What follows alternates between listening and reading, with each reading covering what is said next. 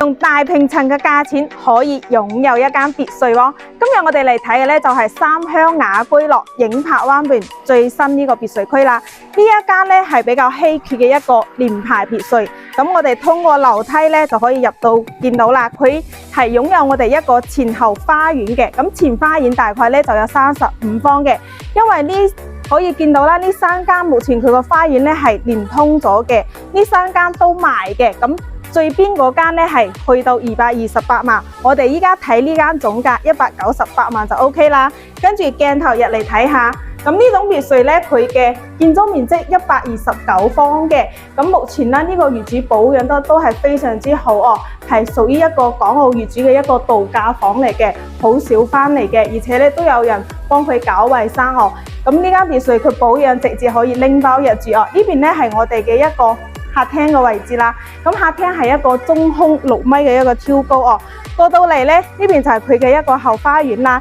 因為目前咧後花園佢係冇打理翻嘅，後期你自己可以種翻你中意嘅花花草草都係冇問題嘅。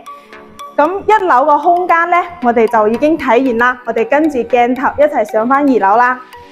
呢種連排別墅咧，2樓咧係有2間客房嘅哦。咁可以見到啦，佢房間呢啲咧都係有擺咗床啦，同埋有少少櫃喺度嘅。咁隔離咧就係我哋嘅一個公共洗手間個位置。跟住鏡頭一齊上3樓啦。3樓咧就係主人房嘅一個專屬套間嚟嘅，採光通風都特別靚哦，比較大間嘅一個套間，而且咧係雙面嘅採光，形成咗南北對流嘅。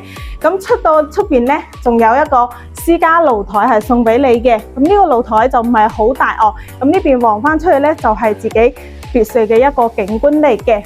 咁呢間別墅咧，我哋就已經睇完啦。咁目前咧，佢係有3間客房、4個廁所嘅。咁保養都係比較新淨哦。總價係嘅話係去到198萬嘅呢一間。咁如果你都想了解別墅，想了解呢一間嘅更多信息咧，歡迎聯絡翻我，帶你現場睇下啦。